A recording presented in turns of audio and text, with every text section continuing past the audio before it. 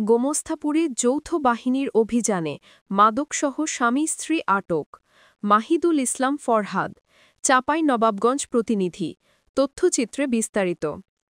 চাঁপাইনবাবগঞ্জের গোমস্তাপুর উপজেলায় যৌথ বাহিনীর অভিযানে মাদকসহ স্বামী-স্ত্রীকে আটক করেছে মাদকদ্রব্য নিয়ন্ত্রণ অধিদপ্তর। রবিবার বিকেলে রোহনপুর কেডিসি পাড়ায় এই অভিযান চালানো হয়। মাদকদ্রব্য নিয়ন্ত্রণ অধিদপ্তরের উপপরিচালক চৌধুরী ইমরুল হাসানের তত্ত্বাবধানে এবং নির্বাহী ম্যাজিস্ট্রেট মোহাম্মদ গোলাম রব্বানীর নেতৃত্বে সেনাবাহিনী ও র্যাব সদস্যদের নিয়ে প্রায় ৫০ জনের একটি দল অংশ নেয় অভিযানে।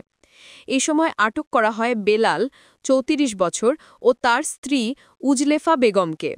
তাদের কাছ থেকে ৮৮ পিস ইয়াবা, ৩৮ গ্রাম গাঁজা, মাদক বিক্রির নগদ ৮৭,৯২০ টাকা এবং ৩টি মোবাইল ফোন উদ্ধার করা হয়। স্থানীয় সূত্রে জানা যায়, আটক স্বামী-স্ত্রী দীর্ঘদিন ধরে মাদক ব্যবসার সঙ্গে জড়িত এবং তারা তালিকাভুক্ত মাদক কারবারি।